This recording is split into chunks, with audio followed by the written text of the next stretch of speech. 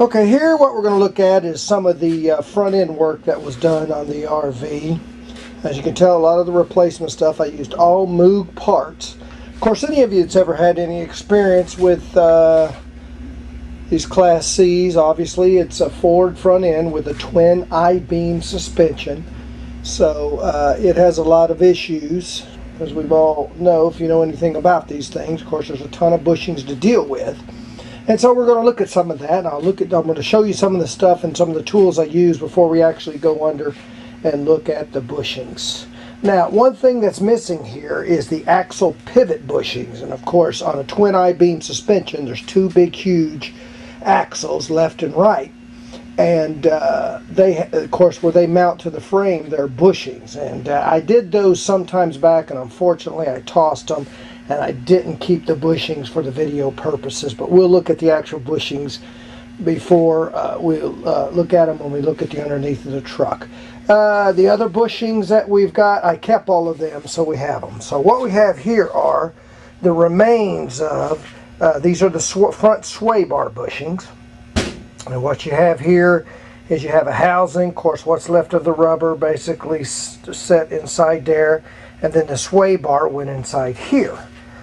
So first off, I have to say on any of this stuff, if none of this work is for the faint of heart.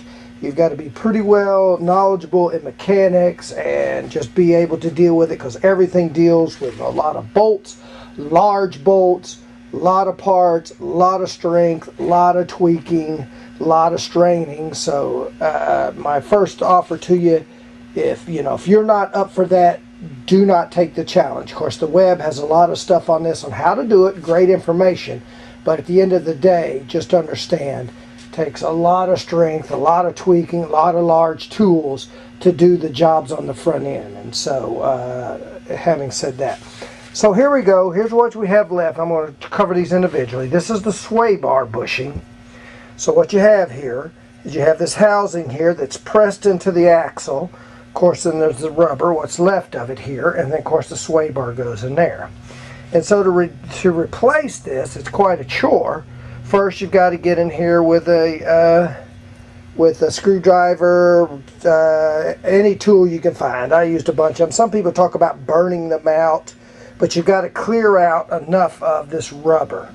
So you've got to get this rubber out of the way, so you can get to this insert, this bushing insert, which goes into it. Now, most people tell you, as you can see on this one, if you can get in there with a sawzall, with a blade, and you can cut through it, then you can get them out. Now, by factory, they tell you to take these things out with a tool. And if you look online, which many people have done, the tool is excruciatingly expensive to press these things out.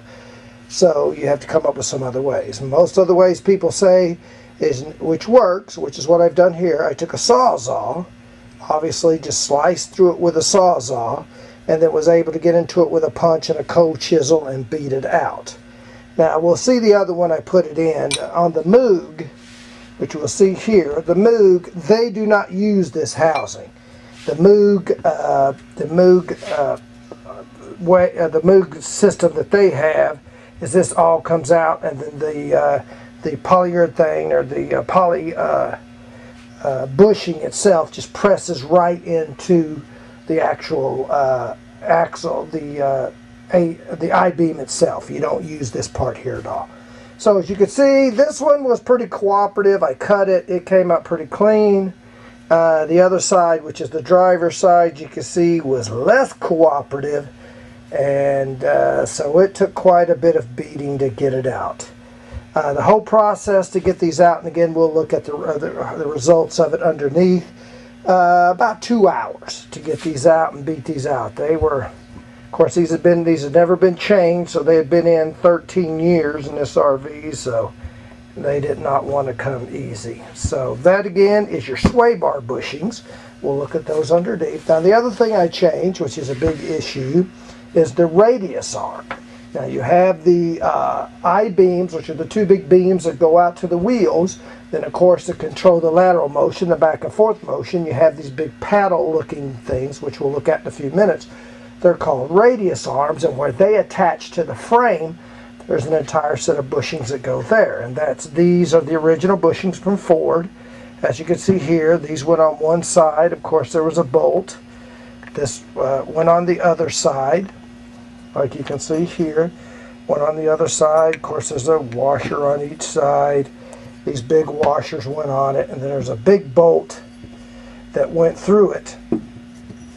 A big bolt that went through the whole scenario to hold it. So it's quite a setup. Oh, this one's not apart. That's the reason. You can see this one went here. This went over here. There's a washer here, and then of course there's this big washer back here that held the whole thing together. If I can hold it, kind of went like this, like this. Of course, the radius arm is in there, and then this, and so that's what the entire thing looked like. These were not as difficult to do. These are actually pretty simple to get off. Of course, you're going to need some specialized tools. The thing that holds this on is a pretty good sized bolt nut. This is an 1.25 inch snap-on. So you've got to have quite a large nut, and then you've got to have, of course, this is a 3/4 inch. Then again, I have what you see here is a 3/4 inch breaker bar, which is quite, you got to have some quite substantial tools to get those off. Of course, this is a 1/2 inch long breaker bar, and of course I have a 3/4 inch adapter on the end of it.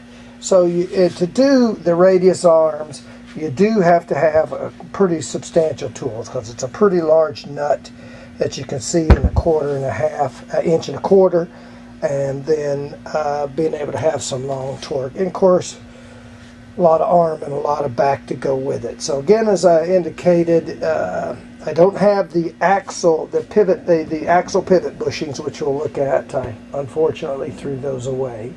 I chose to use Moog parts. A lot of people use different ones. I like Moog. I think I got these on sale at Advance Auto. They were not bad. I think it was about 12 bucks for the sway bars, and then I think I paid about 20 bucks for, maybe 30 bucks, 20 or 30 bucks for the radius arm bushings. Again, this job is not for the faint of heart. You've got to really have a lot of big tools, a lot of strength, a lot of arm to get this done, but you can get it done.